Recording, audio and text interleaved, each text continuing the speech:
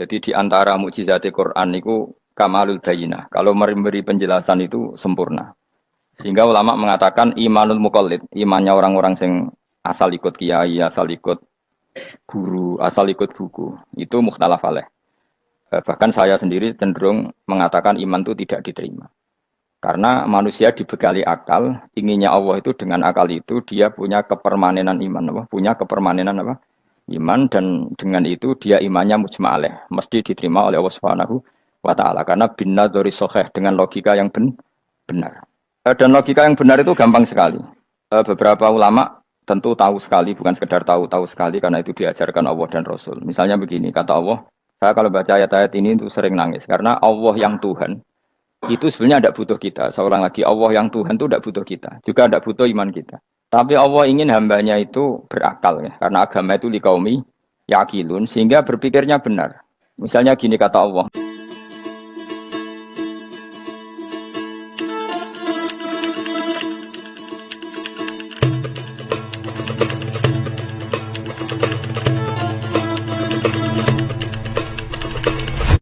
Misalnya gini kata Allah, enggak apa-apa, kamu menuhankan selain saya itu enggak apa-apa kata Allah. Enggak apa-apa Yesus kamu katakan Tuhan enggak apa-apa, kamu katakan batu Tuhan enggak apa-apa.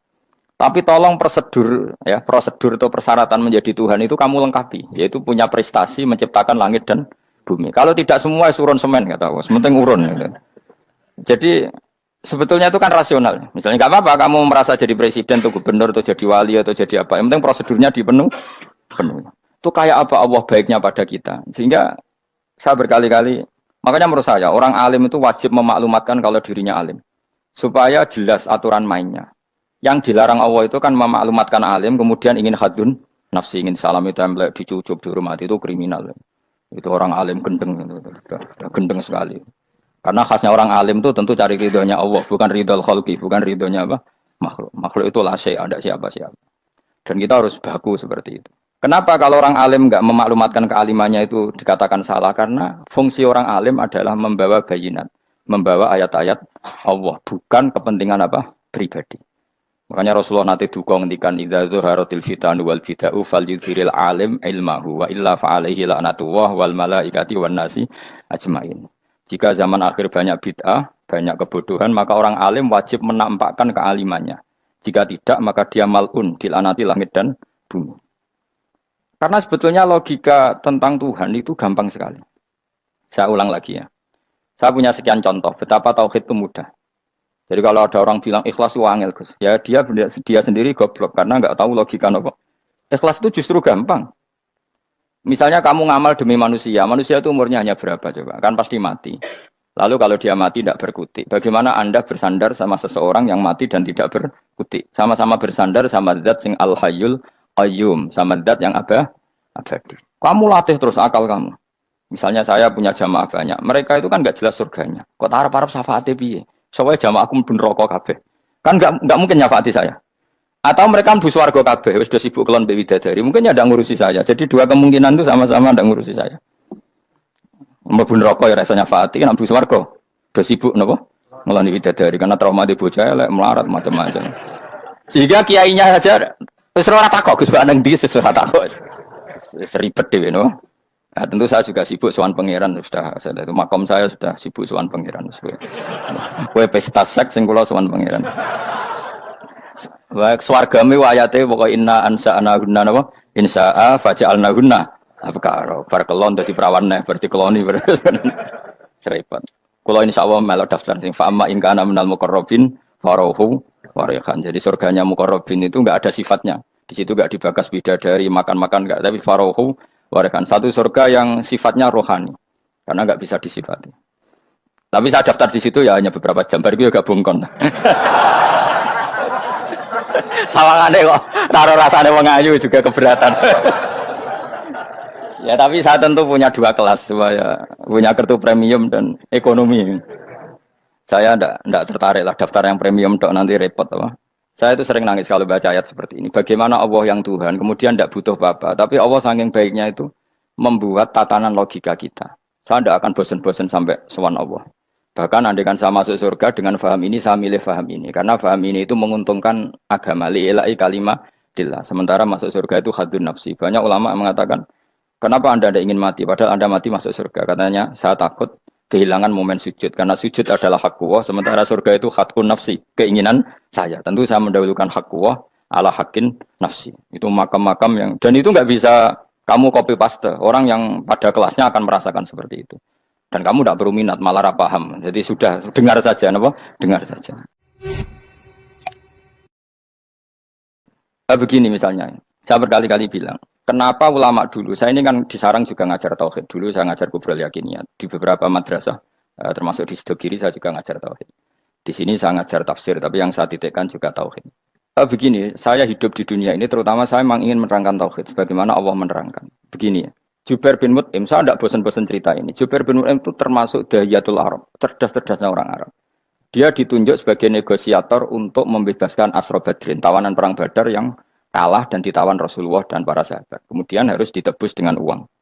Oke, disepakati. Terus singkat cerita Jubair bin Mut'im itu datang ke Madinah. Dulu karena tidak ada hotel, tidak ada penginapan, ya memang nginepnya orang musyrik itu di masjid.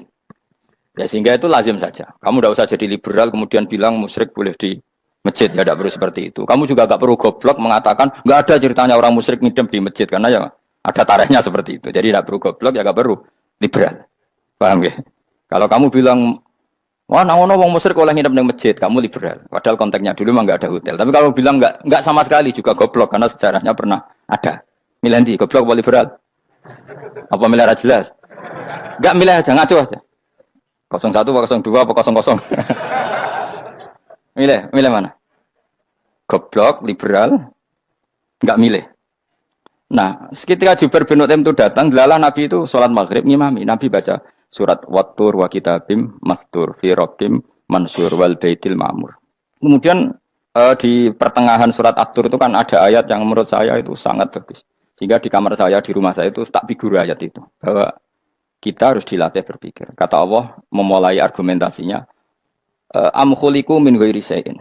Apakah kejadian alam raya ini seisinya tentu diciptakan tanpa sebab?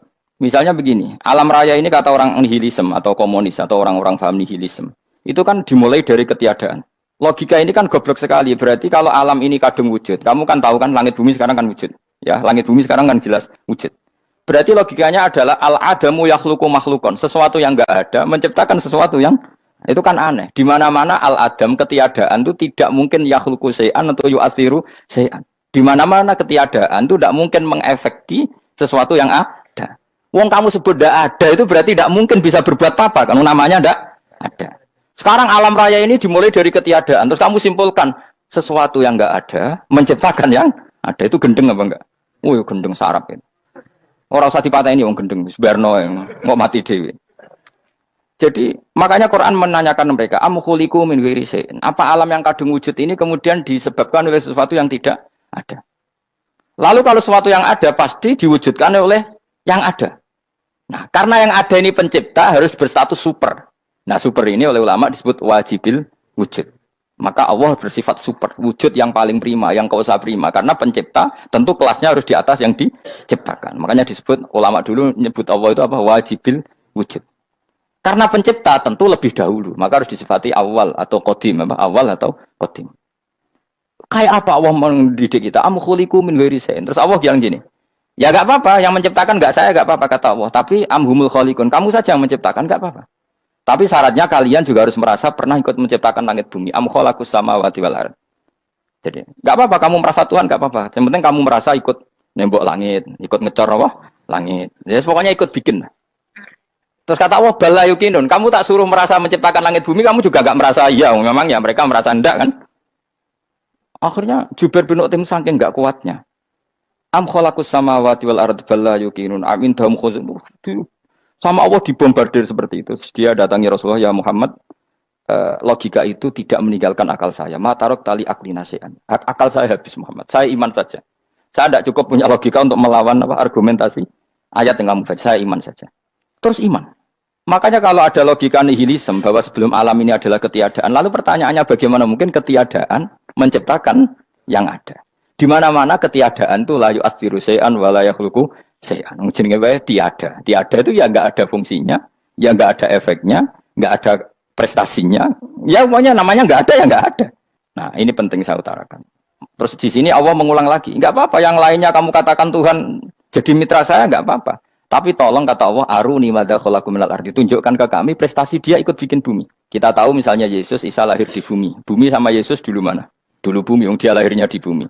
Lalu dia melata di bumi, jalan-jalan. Kemudian dia mengatakan ini bumi Tuhannya saya. Jadi bumi kok enak, bisa aku sih. Tua aku sih, bodoh-bodoh pangeran aku dong. Lebih apa? Tua. Jadi Allah itu gampang sekali. Nah sekarang orang iman itu kuat semua.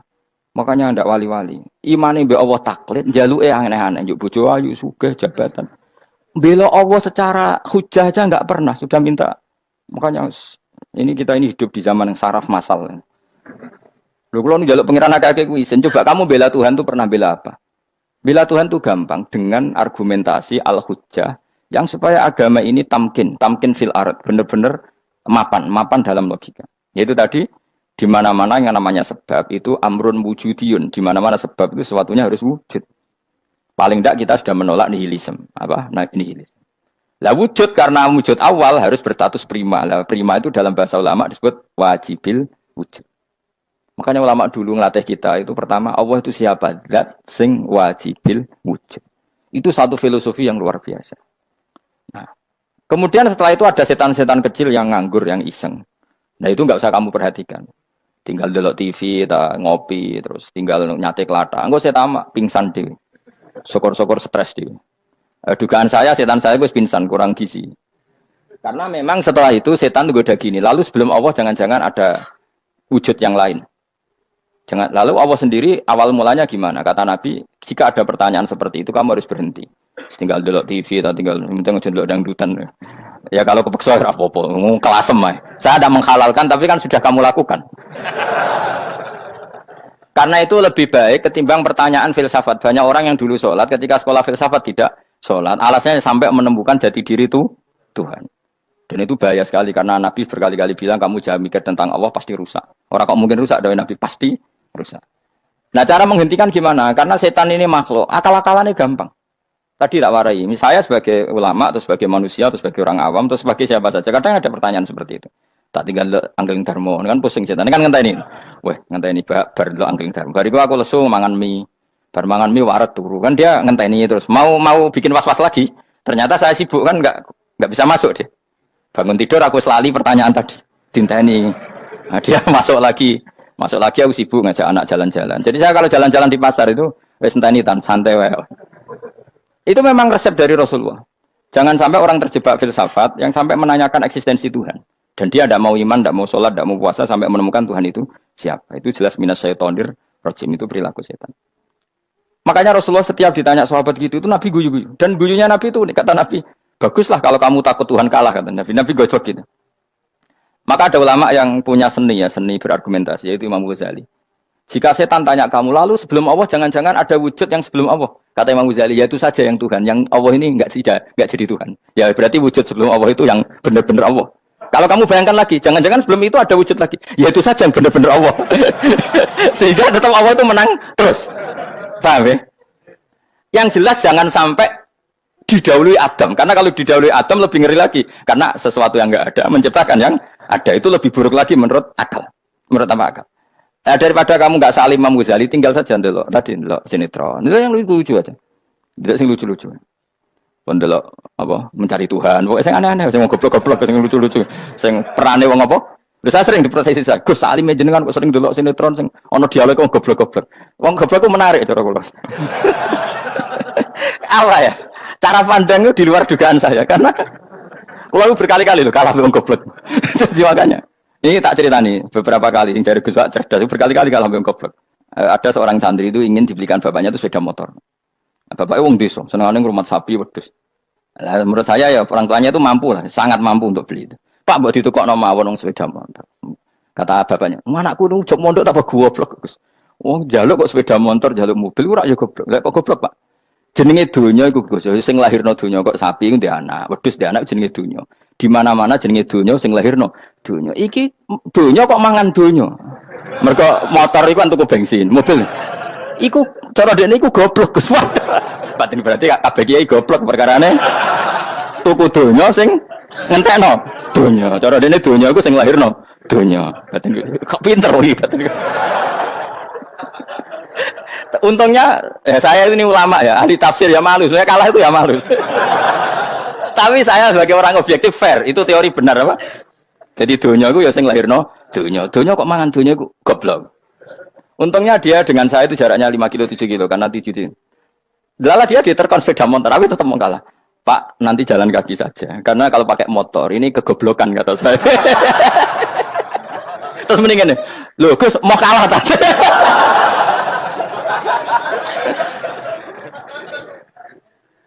Wah kaca. Singkat cerita dia bersikeras, nggak mau beliin sepeda motor anaknya karena di mana-mana dunia gue sing lahir no dunia, nggak boleh dunia kok mangan. Ini satu kegoblokan yang agak ilmiah tadi.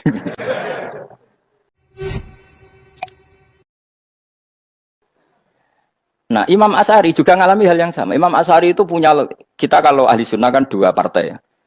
Ya dalam ahli sunnah itu hanya ada dua partai juga. Kalau nggak Asy'ari ya Maturidi. Ya, dan sama-sama alim. Ya kalau terpaut ya paling 5%, 7% ya. Kealimannya Asy'ari dan Maturidi. Imam Asy'ari itu bikin logika yang jelimet seperti saya sekarang ini, logikanya yang jelimet tapi permanen. Jadi yang saya ajarkan tadi itu logika yang jelimet tapi apa? Permanen. Karena tadi alam raya ini kadung wujud. Kalau kadung wujud pasti pewujudnya yang menciptakan wujud pasti adalah kewujudan. Karena al-adam la yu'athiru syai'an. Di mana-mana kenihilan tidak yu'athiru syai'an. Ya sepakat ya, gampang kan? Tentu wujud ini prima disebut wajibil wujud. Lalu Imam Asy'ari itu bersikeras. Kalau imanul muqallid itu tidak diterima.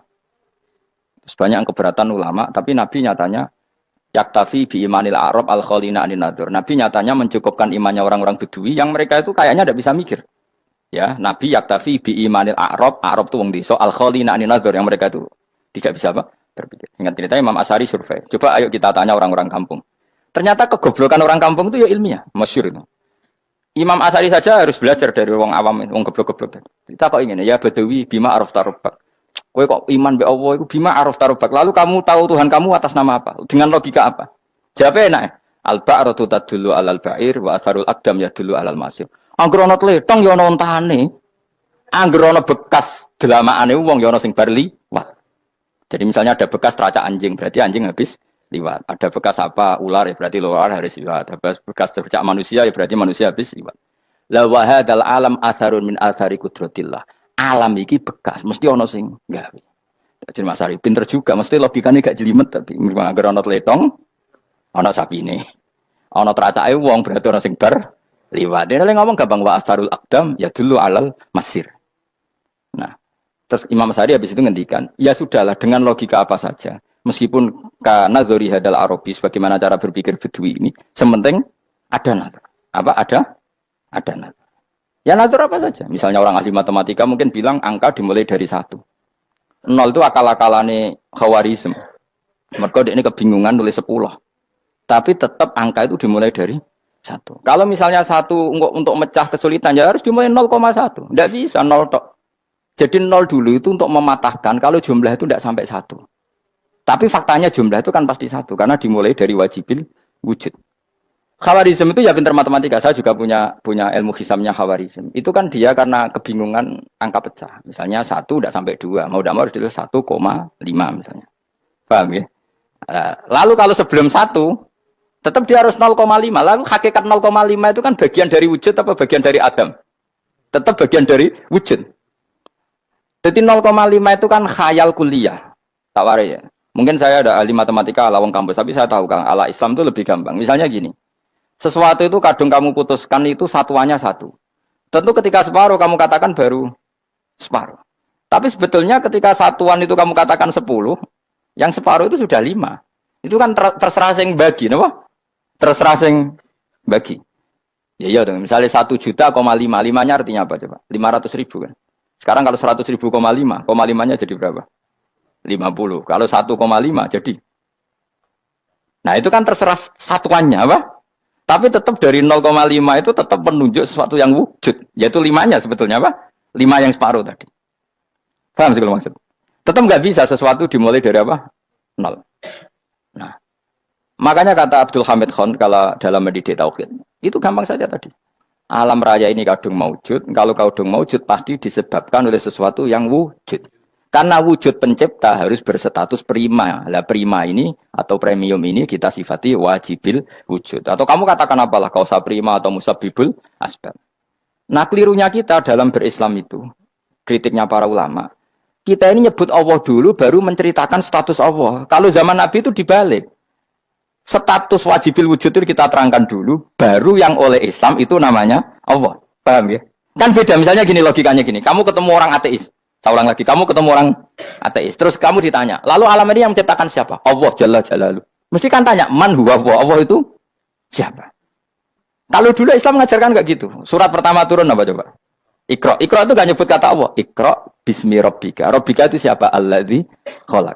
Sebutlah nama Tuhan. Yang berhak menyandang Tuhan adalah zat yang pencipta. Itu tidak ada kata Allah.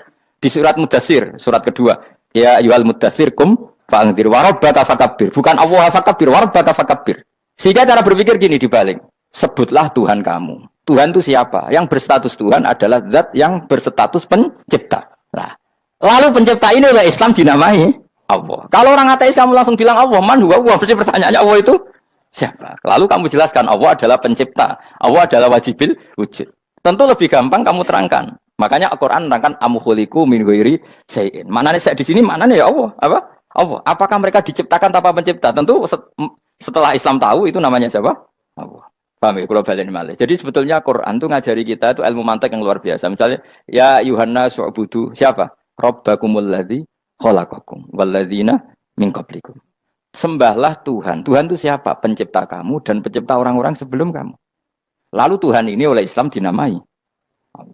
Tapi kalau langsung kamu bilang ke orang ateis atau orang Uni Soviet, Allah itu Tuhan. Allah itu siapa? Sebab itu di beberapa ayat dijelaskan dulu status Allah. Sifatnya Allah, keakhasan Allah, keakhasan Tuhan. Yang dikatakan Tuhan adalah zat pencipta. Kalau tidak pencipta berarti tidak Tuhan. Sekarang Yesus pencipta bumi apa enggak? Enggak, karena dia lahir sudah di bumi. Begitu juga Fir'aun. Fir'aun itu kalah telak sama Nabi Musa gara-gara logika ini. Ketika Nabi Musa ditanya Fir'aun, wa ma rabbul alamin? Lalu Tuhan itu siapa? Kata Musa, Rabbus samawati wal ardi, yang nuhani langit dan bumi. Dari Fir'aun, enggak, ma'alim tulakum min ilahin wa irisa, jalan-jalan kemana-mana yang dikatakan Tuhan oleh masyarakat saya. Nah, kurang ajar Fir'aun. Terus kata Musa, ya Tuhanku yang di langit. Terus manggil Haman Masyur, ya Haman ibn Ili sorkhalla ali abluhul asbab samawati fa'attoli ila ilahi. Musa, Haman, bikinan saya piramida yang tinggi, aku akan lihat Tuhannya Musa. Ada enggak di sana? Padahal misalnya munggah tenan di pangeran ra iso didelok kan repot Nabi Musa. Wah parah ya, nggak piramida nginceng pangeran teprak itu kan. Akhirnya Musa pakai logika. Ya sudah gini saja. Rabbukum wa rabbu abaikumul awwalin. Yang menuhani nenek moyang kamu yang dulu-dulu. Oh itu langsung fabuhita Fir'aun. Fir'aun tuh kaget sekaget-kagetnya. Dan para penggawa Fir'aun sadar. Wah kalau Fir'aun yang Tuhan, babanya tanpa Tuhan. Kan Tuhannya balita kan gitu kira-kira. Tuhannya balita. Tuhannya barulah. Itu kan jadi logika yang mematikan.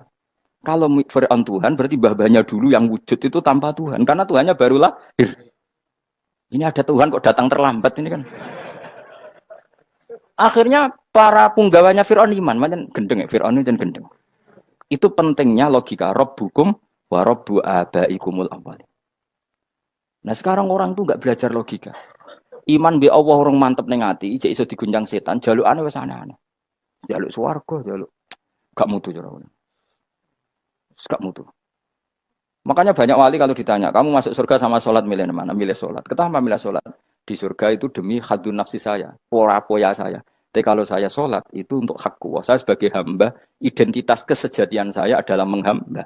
Soal nanti Allah bikin bonus surga silahkan. Maka sebenarnya masuk surga itu ada urutannya. Sebagai orang alim saya urutannya adalah berkampanye sesering-seringnya. Membuat logika supaya orang mudah ke Allah dan Rasul. Makanya di Quran itu gak ada orang disuruh masuk surga dulu itu. Ya Tuhan nafsul mutmainnah irji'i ila rabbiki. Kamu kembali ke Tuhan kamu dulu. Bahwa kamu makhluk yang butuh Tuhan. Fadkhuli fi ibadi. Kamu masuklah berstatus hamba dulu. Kesetatusan Anda sebagai hamba ini matangkan dulu. Bahwa saya ini hamba. Dibuktikan dengan suka sujud, suka ngamal, suka sedekah, suka tawadhu. Saya sebagai orang alim sebenarnya gak suka mulang. Karena takut. Nak kue pinter kok nyanyi aku, nak goblok sawangannya metodeku gagal. Kan dua-duanya ini merugikan saya sebetulnya. Saya ulang lagi ya, nak pinter kayak nyanyi aku. Kan ya mungkin juga, senajan rodok mokal mungkin. Sanggep aja rodok mungkin. Pemana nak sing ndik kan yo, biasanya hasud ndik. Wah itu sebenarnya rugi semua, tapi Allah yang memerintahkan hak wong alim kudu mulang. Perhitungan itu tak buang semua. Sing ape nyaingi nggih monggo, sing tetep goblok nggih. Monggo, pokoke Allah ngutus mulang ya napa? Mulang. Meskipun tadi potensinya itu dua-duanya buruk, sing alim nyaingi. Kemudian nak mubalek terus didol ilmu Quran atau royalti tambah parah lagi. Nah aku nggak pakai logika ikhlas. Pakai logika selesai semua, ya disuruh Allah ya sudah.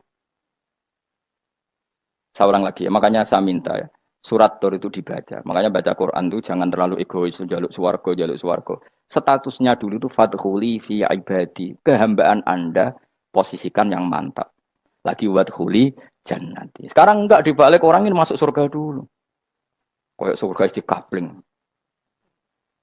Terawih arang-arang we jaluk Lailatul Qadar.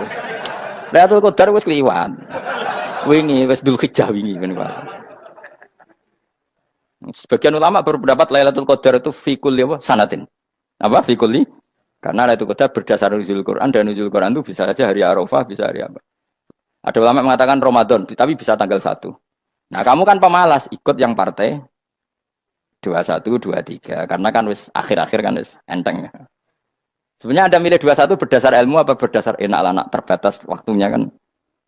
Kan lebih sempit apa? Lebih apa? Sempit. Ya saya ulang lagi ya. Jadi Allah kalau ngajarkan hujah itu gampang sekali ya. Tadi amkhuliku min ghairi syai'in. Enggak apa-apa saya ada Tuhan kata Allah. Tapi kamu harus punya logika. Alam raya ini diciptakan tanpa pencipta. Mau enggak kamu punya logika seperti itu? Bahwa alam ini yang wujud diciptakan oleh sesuatu yang tidak wujud. Mau enggak kamu punya logika itu? Enggak mau kan?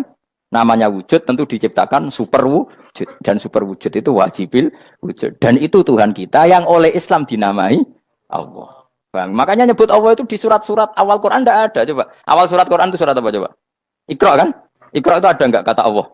Enggak ada. Iqra bismi rabbika. Rabbika itu siapa? Allazi khalaq. Surat Mudatsir sama. Ya ayyuhal mudatsir qum fa'anzir wa rabbaka fakabbir. Ya sudah seperti itu. Ya ayyuhan nasu ubudu rabbakum. Rabbakum itu siapa? Allazi khalaqakum. Nah, kita ini keliru metode. Pemene wong tukang wiridan Allah. Tapi ra roh Allah iku sing sapa? Ya dia Allah. Dia nyifati Allah mau sing ngekei swarga, sing ngekei duit, sing ngekei widadari. Jadi Allah disifati sesuai selera yang menguntungkan dia. Bahwa Allah ini yang ngampuni saya, kemudian saya masuk surga, kemudian ngeloni widadari. Makanya kalau dia jadi wali tak demo. Tak laporkan MK. Suluh. Karena ini wali pecundang. Bagaimana mungkin calon wali pikirannya khadun nafsi. Kalau lama gak gitu, mendikan Allah itu zat paling penting di dunia. Maka akan saya maklumatkan di dunia bahwa orang kembali ke Allah. Caranya gimana? Akan saya kenalkan Allah lewat logika. Caranya apa? Kita sifati wajibil wujud. Kita sifati Rabbukum wa Rabbu abaikumul awalnya. Dengan sifat-sifat yang semuanya mengarah ke dikjayaan Allah Subhanahu wa taala. Itu jenenge kowe bener-bener ulama. Itu disebut bal wa ayatum bayyinatun fi suduril ladzina utul ilm. Makanya ulama itu orang yang luar biasa. Sampai disebut innama yakhshawaha min ibadil ulama. Ahli ibadah itu rapati wedi pangeran. Masuk wiridan istighfar nangis rapati wedi pangeran. Gayane tok nangis.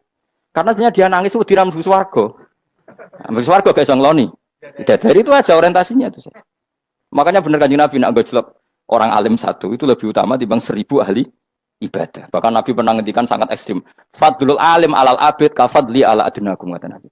Keutamaan orang alim dibanding ahli ibadah itu sebagaimana kelas saya kata Nabi dibanding kelas terendah kalian. Padahal Nabi dengan Abu Bakar saja jaraknya sangat jauh. Itu kata Nabi fadlul alim alal abid ka fadli ala adnakum. Keutamaan orang alim dibanding orang abid sebagaimana keutamaan saya dibanding sahabat paling rendah. Karena tadi abid itu ada opportunisnya. Tapi kamu jangan benci abid loh. Karena kamu ya ora alim ora abid.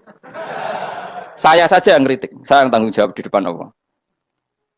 Orang abid itu kadang kan wiridan nganti nangis, pikirannya apa coba? Wis rasakno mungkin apa wiridan pikiran aja. Di sepuro dosane, terus apa kan? Mlebu swarga, terus apa kene swarga? Aku takut. Jadi aku takut ayo sing ape mlebu swarga apa kegiatan? Rencana pertama ya, Om. Terus gak usah munafik biasa wae. Mau inna ansa'na apa? Insya Allah kalau ada jujur apa jujur. Bandingkan kalau orang alim. Orang alim itu ketika nyebut Allah itu iri ya Allah. Kenapa di dunia ini ada makhluk lain yang menandingi engkau? Saya tidak ridho. Kenapa di dunia ini ada syarik orang yang dimitrakan seperti engkau?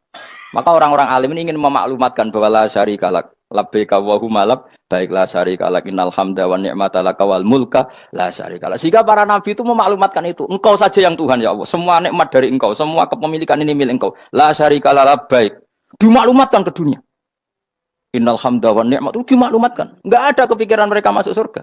Karena mereka ingin memaklumatkan bahwa Allah ini yang Tuhan. Sama tak ceritani Nabi Ibrahim dari Khalilur Rahman, rumang samu kakan wiridan kaya kowe ndak. Wiridannya Nabi Ibrahim sama sampean mungkin banyak sampean. Karena sampean banyak kepentingan tadi. Wali-wali dulu kalau wiridan itu tidak sebanyak sampean ndak, tak jamin ndak. Pemene maca lelo yang 10.000 ndak biasa wiridannya. Tapi khosyahnya sama Allah luar biasa. Pertama Nabi Ibrahim diangkat jadi khullah. Khullah itu ya Khalilur Rahman itu. Itu dia wiridannya gini. Ya Allah, innahu la yahzununi alla ara ahadan fil ghairi ya'buduka. Alla ara ahadan fil ardi ya'buduka ghairi. Sama saya hafal tak ini. Memang saya hafalkan. Ya Allah, saya ini susah sekali. Kenapa zat sepenting engkau? Kemudian yang menyembah engkau hanya saya. Ini tidak fair. Makhluk yang enggak penting saja punya umat. Makhluk-makhluk yang enggak penting aja jadi pusat perhatian. Misalnya artis atau presiden atau gubernur atau tokoh top. Semuanya jadi presiden. Padahal semuanya itu makhluk yang enggak sepenting engkau. Ini zat yang sepenting engkau, kemudian yang tahu kalau engkau penting hanya saya, ini tidak fair. Nangis dan nangis. Ini tidak fair. Innahu la yahzununi alla ara ahadan fil ardi ya'buduka ghairi. Saya ini susah Gusti, susah sesusahnya. Zat sepenting engkau, kemudian yang tahu kalau engkau penting itu hanya saya. Wah ini tidak fair.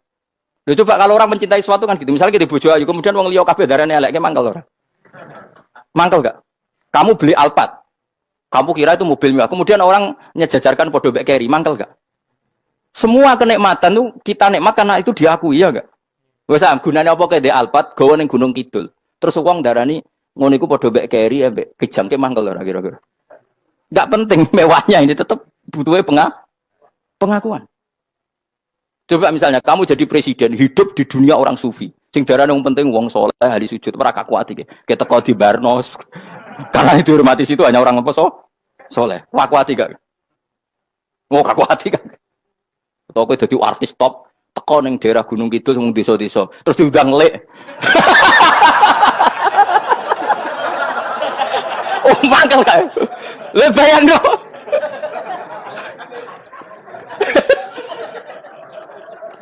Oh, kamu menteri top, menteri BUMN, barang dolan itu iso diundang lek.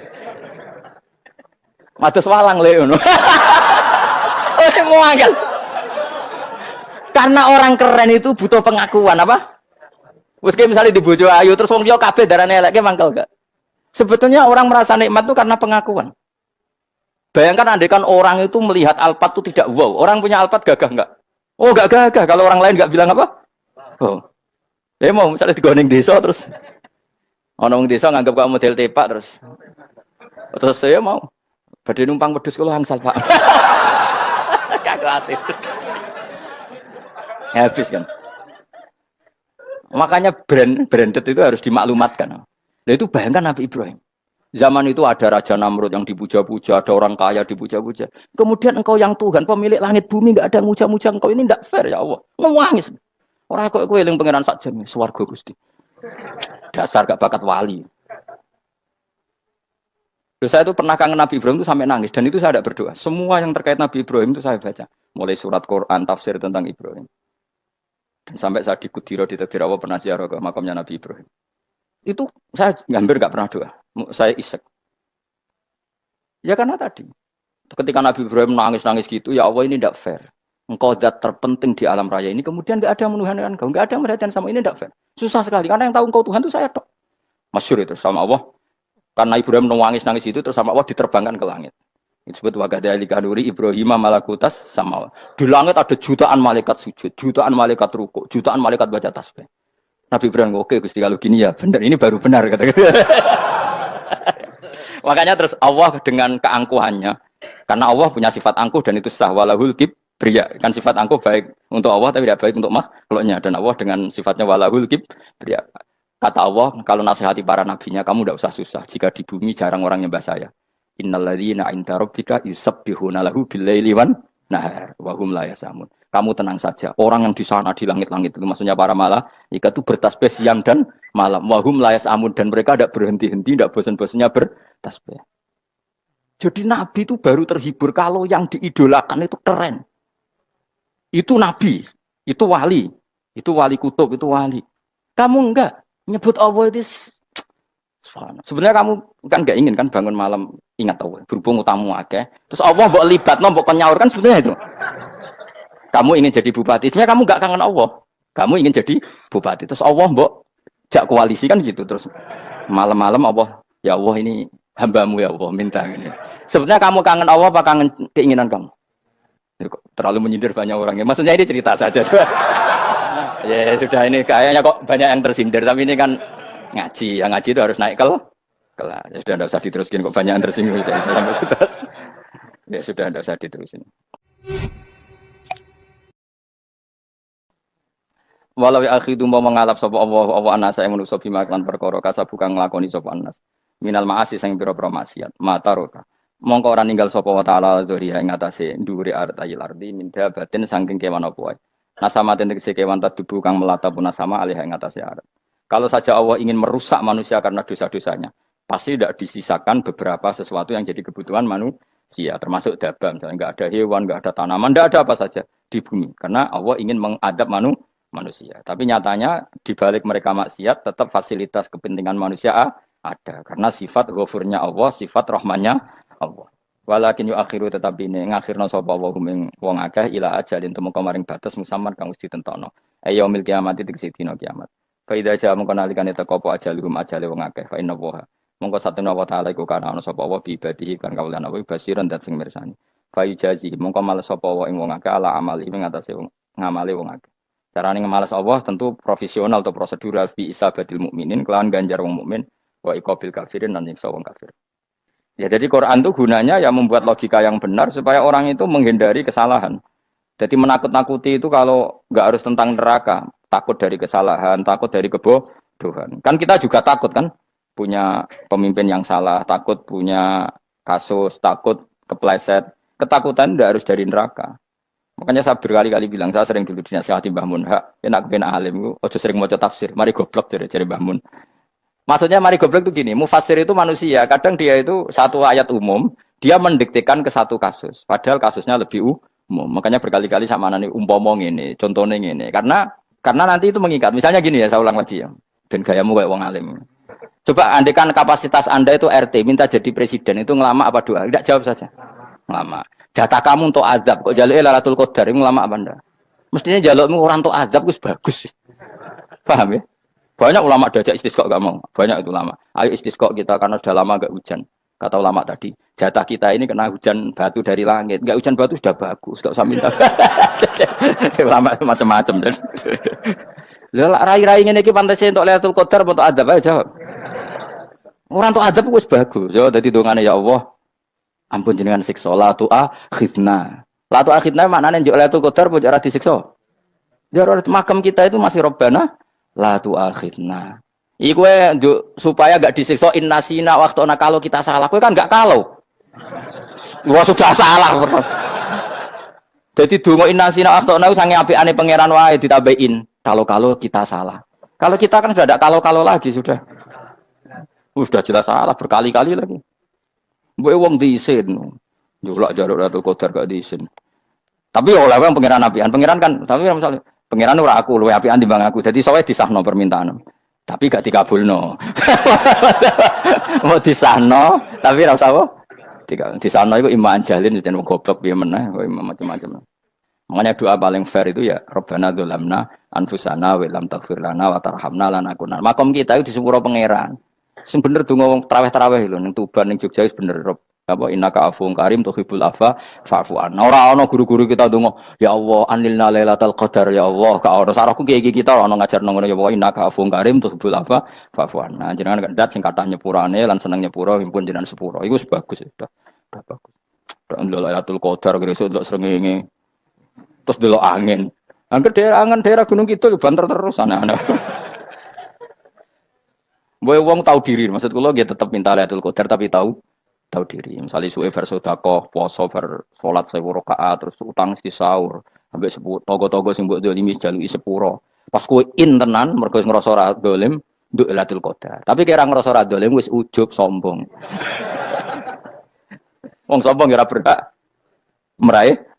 Lah terus piye Gus? Ora piye biasa wae, pokoke biasa wae. Makom kita ora kena adab itu sudah luar biasa. Ora penuh adab piye.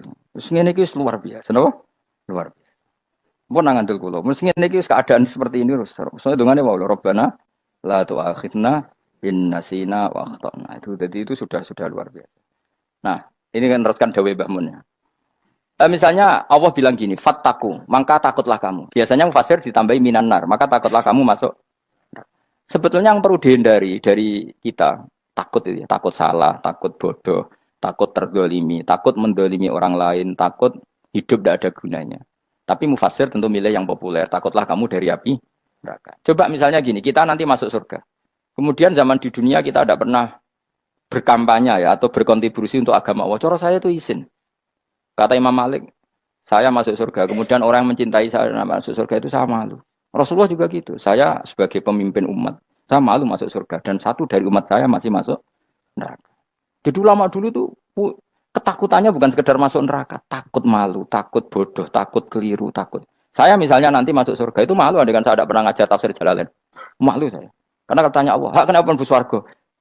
Terus diberi swarga. Tapi kalau pernah baca tafsir Jalalain kan anak keren nih. Keren artinya saya pernah mengkampanyakan Quran, pernah mengkhidmai Quran, pernah ngitmai kitab engkau ya Allah. Saya pernah ngitmai umatnya Rasulullah, yaitu sampean kabeh. Pernah mulang, pernah sowan. Saat tiap bulan sowan jenengan gak sopan tapi. Mulane kira usah bales sowan rono malah ganggu aneh-aneh. Kadang santri yo pidol, wis diulang cek sowan. Orang tuh kiai kalau sudah di rumah tuh milik keluarga biar fair. Bermulang cek assalamualaikum. Terus kiai ini kagok keluargane ku kapan? Boyo mikir bocah ora karu-karuan. Jadi seneng ya di ilmoni, seneng ya di ilmoni. Saya ulang lagi ya. Nah, kata yang ditafsir itu sering tidak mengikat. Makanya kata Mbah Mun, baca tafsir itu dikurangi. Maksudnya dikurangi itu bukan apa-apa. Maksudnya tadi, kalimat yang ditafsir itu tidak mengikat. Yang mengikat itu yang kalimat di Quran. Nah, kalimat Quran itu umum, kenapa? Misalnya gini, Allah lalu gini, ikdilu, kamu harus berbuat adil. Lalu adil itu misalnya mufasir menafsir, adil itu menyamakan di antara dua orang konflik. Misalnya di MK 01 dan 02 dianggap sama, itu namanya adil. Itu kan dawai mufasir. Atau misalnya gini, Allah bilang gini ke saya, hak kan ada di kiai sing adil. Terus adil ditafsiri orang, adil itu menyamakan sesama murid, haknya sama. Nah, tapi bisa saja adil itu di luar itu semua. Misalnya gini, ternyata adil menurut Allah gini, adil maknanya seimbang, apa? Adil itu maknanya apa? Seimbang. Lalu keseimbangan seorang hamba adalah dia ingat Allah lebih banyak. Karena ini bandul yang benar-benar nyata. Allah itu nikmatnya nyata. Sehingga ketika saya sebagai orang alim, ingat saya alim itu karena Allah. Dikasih ilmu Allah, dikasih cerdas Allah. Dikasih semuanya dari Allah. Sehingga saya itu tidak merasa kumuh pada kalian. Karena semua ini dari Allah. Kemudian Allah sendiri yang memerintahkan. Ya, kamu harus mengajar. Maka saya ada Arab-Arab salam template sampeyan, penghormatan sampeyan, apresiasi sampeyan. Karena saya hubungannya hanya dengan Allah Subhanahu. Itu namanya adil, meletakkan sesuatu proporsional. Itu juga adil namanya. Makanya seseorang itu nggak bisa dikatakan abid selagi belum tahu kalau ibadahnya minallah. Jadi misalnya ke ibadah tok, ternyata kamu yakin itu ibadah kamu, amal kamu itu belum abid. Abid hakikat adalah alhamdulillah alladzi hadana li hada wa ma kunna linahtadiya laula anda tahu. Ketika kita sujud yakin ya Allah alhamdulillah jenengan menakdir saya sujud. Saya sholat alhamdulillah engkau menakdir saya sholat. Sehingga minallah dulu, pikiran itu semua kebesaran, kemendahan ini minallah dulu. Baru setelah minallah kita yakin billah. Setelah billah juga yakin illallah. Misalnya gini illallah itu. Setelah saya ngajar tafsir Jalalain, kepentingan saya satu. Hamba-hambanya Allah menjadi tambah mencintai Allah. Tidak mencintai saya, enggak penting sama mencintai saya. Makanya Imam Syafi'i tiap mengajar bilang begini.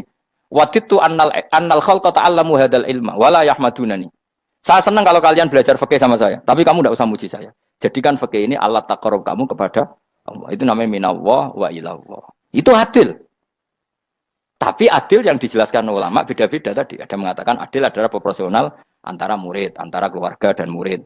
Meskipun kamu senang mulang, jangan merantarkan keluarga, itu tidak adil. Itu kan versi, no? Maksudnya Mbah Mun, kamu jangan terjebak versi-versi dalam tafsir. Paham ya? Karena Allah hanya ngetikan i'dilu wa aqrabu. Paham ya? Tapi kan penjelasan adil ini orang versi. Paham ya? Ada yang nulis adil adalah meskipun mimpin masyarakat ya ingat keluarga. Karena sing tukang wayo kan nafsirin adil adalah karena laki tidak cukup istri satu maka ayo kan yo repot kan. Tapi kalau kadung istrinya 3 atau 4, adil adalah harinya sama meskipun janda dan perawan. Dari sing lanang gak adil adalah proporsional. Sing wis suwi dikumpuli dikurangi. Yang baru ya mungkin kabeh enggak kalau nuruti. Mungkin enggak? Tapi itu kan versi, nama. Maka kata Mbak Mun itu memang saya itu merasakan, saya sebagai mufasir merasakan memang saya kan sering baca Jalalain beda dengan tafsir Munir, nanti beda dengan tafsir Qurtubi. Saya beri contoh misalnya. Dan kamu pasti salah jawab ini. Kalau kamu benar berarti ya alim tenan. Wa idza darabtum fil ardi falaysa 'alaikum junahun an taqsuru minas shalah. Orang kalau pergi itu boleh enggak ngosor salat? Enggak, jawab saja. Boleh kan?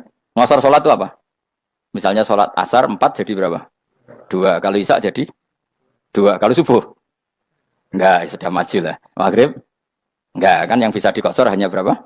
Yang rubaiyah, yang apa? Berarti kamu yakin? Antak suruh minas sholat artinya 4 jadi 2, yakin?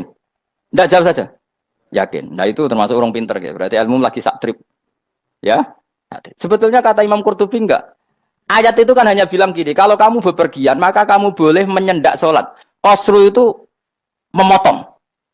Dari aturan yang dulu 4 menjadi 2. Sebetulnya tidak hanya itu tok. Aturan tidak boleh membawa najis menjadi boleh. Aturan harus tumak ninah menjadi tidak harus tumak ninah. Misalnya kamu sholat dalam keadaan perang. Wajib tumak ninah apa boleh sambil lari-lari? Boleh sambil lari-lari. Boleh gak ketika perang kamu sholat sambil menghadap tidak ke kiblat? Boleh. Makanya antak suruh minas sholat maknanya apa? Jika kamu pergi, maka dalam konteks itu kan perang ya. Ayat itu memang konteksnya perang. In khiftum ayyaftinakumul ladzina kafar. Jika kamu dalam keadaan perang, maka boleh memangkas apa yang pernah wajib dalam aturan sholat. Paham ya? 4 menjadi 2. Garusan menghadap kiblat menjadi tidak wajib. Membawa najis sholat sah enggak? Enggak kan? Tapi kalau dalam perang, kemudian pedang kamu ada najisnya, boleh dibawa enggak? Boleh. Jadi maknanya taksuru a'ammu min ayakuna qasra sholat wa a'ammu min ayakuna wajibati sholat yang sekarang enggak wajib. Semua itu namanya juga meringkas kewajiban. Berarti nak mana nih? Jika kamu dalam keadaan perang, maka boleh memangkas sesuatu yang dulu wajib menjadi tidak wajib. Yang dulu haram menjadi boleh. Tapi mufassir mencontohkan qasru sholat hanya 4 menjadi 2. Dong ya? Oh iya, nanti alim ngono tenan wis dokter tafsir san. Engko tak iku sudah dhewe. Tapi ora perlu orang lain ngakui. Jadi itu contoh kecil. Jadi mufassir karena kebetulan dia tahunya hanya qasru sholat itu 4 jadi 2, dia itu. Padahal di tafsir lain diterangkan qasru itu artinya menyingkat atau mencendak atau memangkas. Dulu wajibnya sholat itu nggak boleh bawa sesuatu yang najis. Tapi kalau sholat dalam keadaan perang dan pedang kamu ada darahnya, boleh nggak dibawa? Boleh. Bahkan Allah menyuruh dibawa. Dan boleh nggak madhep kiblat. Fa in khiftum farijalan auruk banataki fa idza amintum fadhkurullaha kama 'allamakum. Ketika keadaan aman baru sholat sesuai standar. Nah, berarti kan ada qasru sholat, ada pemangkasan aturan sholat. Kayak misalnya begini. Dalam keadaan normal boleh nggak kamu motong pohon pisangnya tetangga tanpa izin? Nggak boleh kan? Tapi misalnya ada banjir bandang, kemudian kamu bisa selamat kalau motong itu wajib izin apa malah haram izin? Haram izin, harus kamu langsung potong. Karena kalau tanpa begitu kamu dan yang punya wajib meridhoi. Kalau nggak meridhoi disalahkan syarak malah. Paham ya? Jadi ini penyolongan yang wajib. Tapi tak sebab potong kayak ngelangihin, terus gedangnya mbok pangan, itu berlebihan. Karena Allah memaklumi hanya untuk ngelangi. Jebule wis menisan lah itu di luar izin syariat apa? Di luar izin syariat. Itu melampaui batas itu. Syaratnya boleh itu ghairu baghiw wala famani turra itu darurat syaratnya ghairu baghiw wala dan tidak boleh melebihi batas. Ora ape ngetok gedange jupuk sik sing mateng dipangan terus diketok. Ora oleh. Paham jelas ya. Makanya kalau ngaji tafsir ya saya kan berkali-kali ada makna di tafsir Imam Suyuti saya tambahi umpamanya ini. Maksudnya umpama itu supaya contoh itu tidak mengikat. Jadi yang disebut beliau itu satu dari sekian potensi ribuan contoh. Ya kayak tadi misalnya antak suruh minas sholah. Itu umumnya ulama membayangkan qasru sholat yang 4 jadi 2. Padahal enggak, maknanya meringkas aturan dari wajib menjadi tidak wajib. Bahkan sebagian aturan itu dikatakan haram, tidak haram. Itu tadi misalnya bawa najis atau teman kamu mau dibaca orang kafir terus kamu bilang, hei hati-hati, itu tidak batal kalau dalam sholat siddatil khauf. Paham ya? Jelas? Semaju lah. Malam terus likur, lelatul. Aku wis gumen mbek wong-wong itu. Bingung ora ilmune wong-wong. Ma ungzira abahum lam yungzaru tegese ora den kei wedi sapa ngake fi zamanil fatrah ing dalam zaman fatrah. Ya sama seperti ini. Orang tidak mendapat ingzar itu fi zamanil fatrah, zaman enggak ada rasul. Tentu tidak hanya itu tok. Ada rasul tapi orang itu jauh dari komunitas ulama. Itu juga termasuk orang yang tidak mengalami ingzar. Jadi tidak mengalami ingzar bisa di zaman fatrah atau sudah ada rasul tapi dia jauh dari ulama atau dari komunitas Islam. Itu juga komunitas yang tidak mengalami ingzar. Fahum mengkote wong akeh kaum iku khafidun lali kabehane iman sing iman parustilan bener.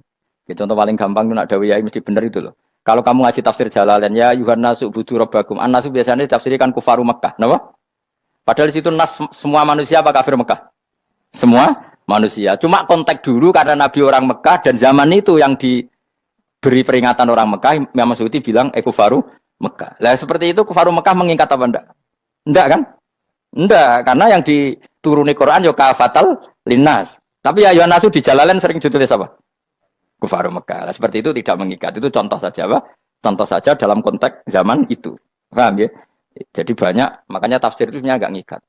Ya tapi yang ngomong gitu harus orang alim. Kalau kamu yang ngomong malah kacau. Kemudian ngomong sombong. Mas itu kan manusia, saya juga manusia. Ngapain saya harus ikut? Ya sarap itu. Itu ora wis sombong sarap, no? Wis sombong sarap. Lakot hakot teman-teman fahum, lakot hakot teman-teman nyata apa alkohol apa titah, wajib sih wajib mana nyata al aksarihim, yang atas saya wakil wangke bil adab.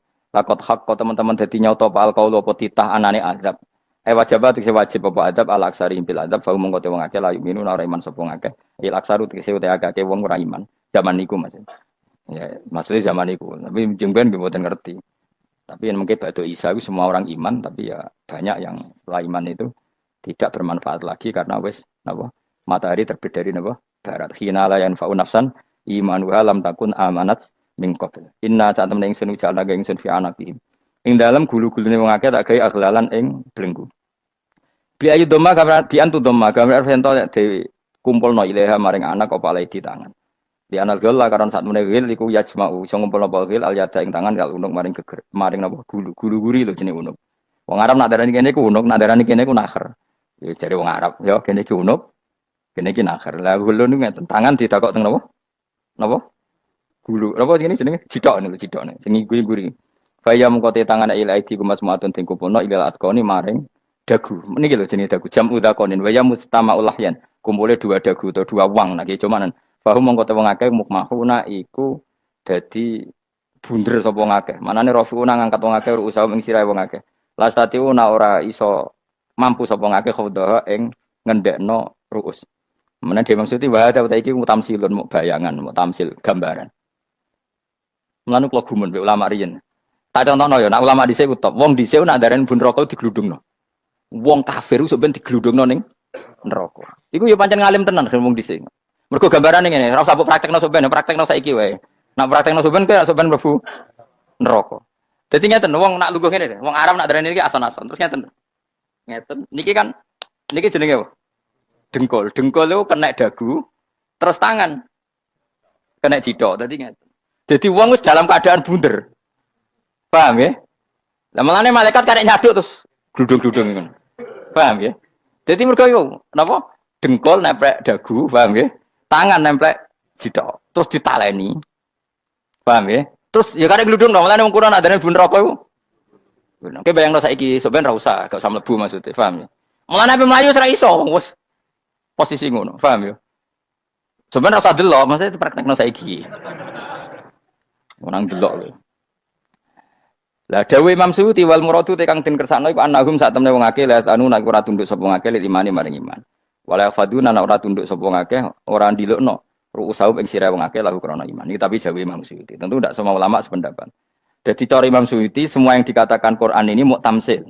Artinya mereka tidak tunduk, maknanya tidak menerima iman. Ya, tapi itu cara Imam Suyuti. Ulama lain yang mengatakan tidak. Memang orang kafir ketika masuk neraka dalam keadaan seperti itu dan digeludung. Ya tidak apa-apa sama-sama benar. Ya sama-sama benar karena ya Quran itu milik bareng, milik bersama. Jadi apa ya? Kan banyak kalimat kayak tadi mengkosor sholat, meringkas sholat. 4 jadi 2 yang meringkas, paham ya? Dari aturan ketat menjadi agak longgar juga meringkas. Jadi semuanya namanya memotong apa? Memotong dari 4 menjadi 2 ya memotong, paham ya? Dari aturan wajib menjadi tidak wajib juga memotong. Nah, itu kan sama-sama benar. Lihat nanti konteksnya. Wajah analan gawe sapa ingsun mimpeni aitim sanging ngarepe wong akeh sadan ing tutup. Wamin khalfihim sanging gurine wong akeh sadan ing tutup. Fathisin sadan wa dhamiha lan dhumai sin sudan fil maudhi'in ing panggonan loro. Fa akhsena mongko ngekeki gelap ingsun ing wong akeh fa mongko te wong akeh lagi sirun ran ningali sapa wong akeh. Tamsilun iki ya contone aidon disat diturukil iman maring ketutupe dalan iman alih ngatasi kufar. Nak cari maksudnya kabeh iki mau tamsil. Dadi ngene. Dari depan kami kasih tutup, dari belakang kami kasih tutup, kemudian mereka saya kasih kegelapan. Maka mereka tidak tahu. Mananya apa? Dari arah depan yang mereka enggak ngerti pentingnya iman, dari arah belakang yang mereka enggak ngerti pentingnya iman, maka mereka buta, artinya tidak iman. Itu dari Imam Suyuti. Tamsilun aidoni hanya perumpamaan lisat diturukil iman, yaitu tertutupnya jalan-jalan iman. Tapi ulama lain mengatakan ya enggak. Memang pernah ada peristiwa di mana orang kafir ngepung Rasulullah dan mereka dari depan matanya dihalangi, dari belakang dihalangi, sehingga ketika Rasulullah keluar mereka tidak melihat. Itu ya nyata ya. Jadi makanya ngaji ya. Jadi ben keren. Oh ini ada sekian tafsir. Terus gue ngomong kan kayak wong alim keren. Nah tak kata siapa? Ono rekamane. Tapi yang ora kaji dhewe. Nah tak kata siapa? Ada rekamannya. Lah anak aku takut ada kata siapa Gus tak dudono kitabe. Lah aku dudono rekaman iku apik zaman akhir ngono wis maju. Soale sing rido kan. Enak kok Kang dadi orang alim enak. Nanti itu dadi wong alim ya rugi. Tadi nanti kan gitu. Abdul Qadir masuk surga. Entah ini gelombang kedua dan para penggemarnya. Jadi akhirnya sing alim tenan yang mlebu swarga, sing kedua dan para penggemarnya. Iku ora usah alim Kang, cukup penggemar. Jadi aku sebenarnya rugi kan. Gus Pak masuk swarga kedua dan para penggemar. Waduh. Terus jebule padha ae. Itu saking rahmane Allah. Kenapa? Kan masyhur itu hadis itu. Rasulullah itu ada sahabat nangis, enggak bisa tidur nangis. Berhari-hari enggak bisa tidur nangis. Hanya karena ingin punya satu pertanyaan. Lama-lama ketemu Nabi, ya Rasulullah saya sudah berhari-hari enggak bisa tidur, ingin menanyakan ini tapi tidak berani. Coba kamu tanya saja. Ya Rasulullah, saya ini kalau mati, engkau kan suatu saat dipanggil Allah. Saya tidak ketemu engkau. Makanya mumpung sekarang saya tak melihat wajah engkau sekuat-kuatnya, sepuas-puasnya. Kata Nabi ya. Terus, kenapa? Ya kalau engkau di surga, saya di neraka kan nggak ketemu lagi. Atau kalaupun engkau di surga kan kelasnya beda, kan nggak ketemu lagi. Jadi kemungkinan dua-duanya itu nggak ketemu. Kata. Karena tadi bisa saja, ya artinya Nabi karuan di surga, saya di neraka nggak ketemu. Atau engkau di surga, saya di surga pun beda kelas, ya nggak ketemu. Terus kata Nabi, nggak begitu aturan mainnya. Almar'u ma'aman ahabba. Orang itu sesuai yang ya dia orang bersama orang yang dicintai. Jadi ya saya harus ikhlas kalau kamu saingi nanti. Ya takdir no. Wasawana ni padha uga ali ngatasi wong akeh angger tau itu ngekek peringatan sira gumeng wong akeh tahqiqil hamzatain angger ta. Wa ibdali saniyati alifan angger ta humata sili ala nasil hamzah wa itu khali alifan wa kun alif binal musahalan dan hamzah sing ditasil wa ukhra lan ya wa tarqilan tinggal itu khali. Amlam tungfirhum wong ra wis bakat kafir mbok elingno cek rambu elingno tetep layu minun ora gelem iman. Lah sing iman iku sapa inama tungziru ang mestine ngelingno sira. Maksude yan fa'u tegese manfaat apa ing daruka peringatan sira. Peringatanmu manfaat man ing wong ittaba kang anut sapa man atikra ing Qur'an tegese Qur'an. Wa khasyalan wedi sapa man ar-Rahman ing Allah Rahman bil ghaibi padahal ora roh pangeran. Ya khofa tegese wedi sapa ing Allah toh walam yara ora ningali sapa wong ing Allah. Nane bil ghaibi itu apa? Takut Allah dalam keadaan toh dia tidak melihat Allah lang. Mereka tak tafsiri bil ghaibi barang gaib ning Indonesia terjemahannya hantu. Melihat alam gaib itu maknanya apa dalam bahasa Indonesia? Hantu. Mulane bil ghaibi rata terjemah apa? Ya namanya ini wakosya lan di sapa wong ar-Rahman ing Rahman bil ghaibi padahal dene ora roh langsung. Ya ora usah diterjemah ya. Terjemah dadi apa? Barang gaib malah repot. Wa basiruhu mongko ngeke berita gembira sira ing man bimaghfiratin kelawan pengemuranan wa ajrin dan ganjaran karimin kang terhormat. Orang yang seperti itu yang ngikuti Quran dan takut Allah itu layak mendapat maghfirah wa ajrin karim wa ta'ala jur karim wal jannatu swarga. Inna satamene ingsun wa nahnu ya ingsun iku nuhyi uripno ingsun al mauta ing wong sing mati libasi krana pas. Wa naktubulan nulis ingsun fil lauhil mahfuz ma ing apa wae kodamu kang nglakoni sapa ngake fi hayatihim. Di lauh mahfuz apa yang pernah kamu lakukan ditulis min khairin kaapian wasari dan kaelean li yujazau supaya diwales sapa ngake alih ing atase iki. Wa atharahum lan yo tak tulis bekas-bekas kelakuanem. Matek saya perkara ustunra kang digawe sunah apa bima badam sak usum ngake. Jadi perilaku kamu ditulis setelah kamu mati ya masih ditulis yaitu bekas-bekas sunnah kamu yang pernah kamu lakukan. Jadi misalnya kayak kok penemu judi. Selama ada orang judi ya kamu dapat. Paham ya? Paham ya? Loro gak ya?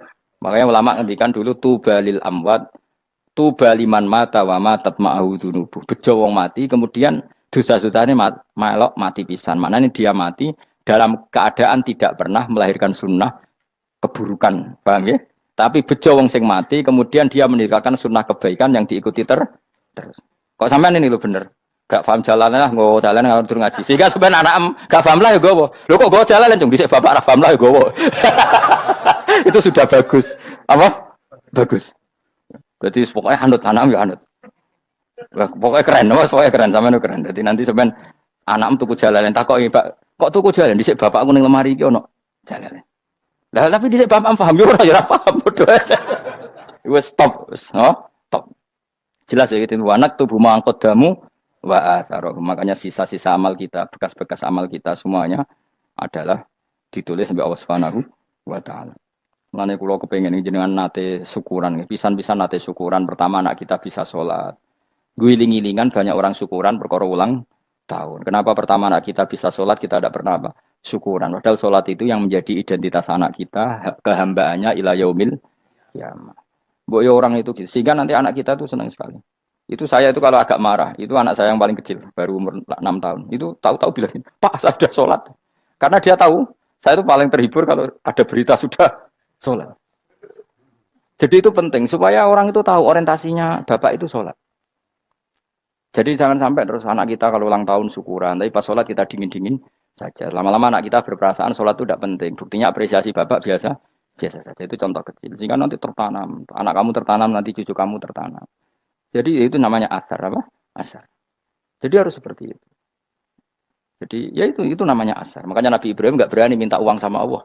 Minta rezeki gak berani. Tapi kalau dia menyebut sholat dulu baru berani. Rabbana liyuqimus sholat faj'al afidatam minan nas tahwi ilaihim warzuqhum, kata Ibrahim. Supaya mereka kuat sholat ya Allah. Enggak apa-apa kamu kasih makan. Supaya kuat sholat. Karena kalau Nabi Ibrahim hanya berdoa, ya Allah kasih mereka makan. Nah digo zina, gue demenan, gue judi. Nabi Ibrahim melok dosa. Makanya dimulai Rabbana liyuqimus sholat. Supaya mereka kuat sholat ya Allah. Enggak apa-apa mereka kasih makan. Jadi supaya ini sholat jadi pokok. Kenapa kita makan? Supaya kuat sholat. Andai kan Ibrahim hanya berdoa supaya kasih makan mereka. Kemudian kekuatan itu dipakai maksiat. Ibrahim kan ikut dosa. Itu sirinya kenapa doanya Robbana liyuqimus sholat. Ya. Jadi kata liyuqimus sholat didahulukan. Apa? Supaya mereka kuat sholat. Maka kasihlah makan, kasihlah rezeki. Jadi supaya sholat jadi pusat orientasi. Itu harus dilatih. Ya tentu kamu ngelatihnya sidik-sidik. Wong anak esopo kan gitu, tapi ini kan cerita aja. Maksudnya orangnya biasa wae, maksudnya aku mau cerita. Kue gelo ya monggo, terus mutung ra ngaji ya monggo, gampang. Kue ra ngaji, aku golek murid kok kue gampang. Kue golek guru kok aku kangelan. Ya maksudnya sing gelem ngalah teko ini kan. Oh, liane larang nyewane. Wa asarohum lan bekas-bekasnya mereka. Makanya ketika Ahmad bin Hambal itu ahli hadis karena selagi riwayatnya dia dipakai orang tahu Rasulullah itu karena ahli hadis. Bener yang paling hebat tentu qala Rasulullah. Tapi apa artinya qala Rasulullah kalau enggak diriwayatkan ulama dari ulama sampai kita. Tapi apa artinya sampai kita nak gak ono sing ngalahi maca ngene iki. Mburohno maca ngene. Paham ge? Ayo jajal ke tuku kitab Musnad Ahmad. Nak ra roh gubedi larang ngono tok. Mergo ora ono sing maca ra roh isine, paling kenangan apa? Gubedi larang. Tapi baru kayak nasi moco kemudian bisa. Ini juga asar. Cuman kau oleh niru, aku mati ngorek jalan. Oleh niru. Tapi ojo niru sesate.